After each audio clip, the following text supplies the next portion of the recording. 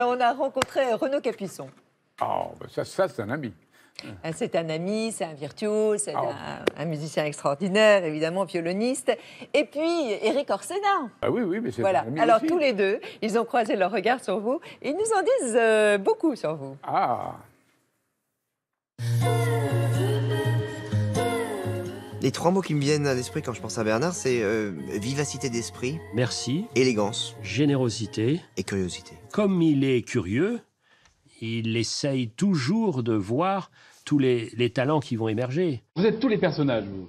Combien d'écrivains lui doivent le premier coup de pouce, la première confiance? Moi, je le trouve extrêmement épanoui, heureux. Il fait pas partie de ces gens qui, une fois qu'ils ont arrêté la télé, sont frustrés, aigris, ils cassent sur tout le monde. C'est quelqu'un qui a jamais un mot négatif sur qui que ce soit. C'est un grand chasseur de ridicule.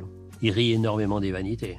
Il regarde le spectacle du monde quand même extrêmement amusé. Si vous deviez lui reconnaître un seul défaut. Il est peut-être impatient, je l'imagine impatient. Et c'est pas un défaut, c'est un regret.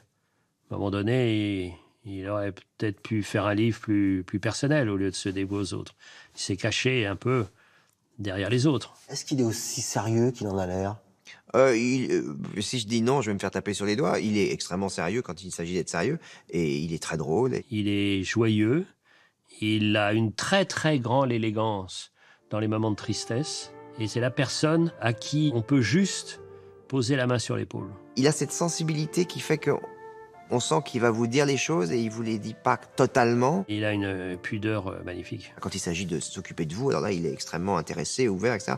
Quand il s'agit de lui poser des questions sur sa vie intime ou sur sa vie personnelle, là, il est beaucoup plus réservé. Ce qui me surprend, c'est que ça fait 40 ans que je le connais.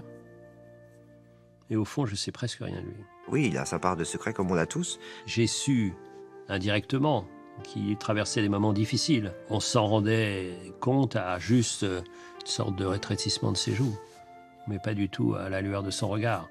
J'ai une affection très très très grande pour lui.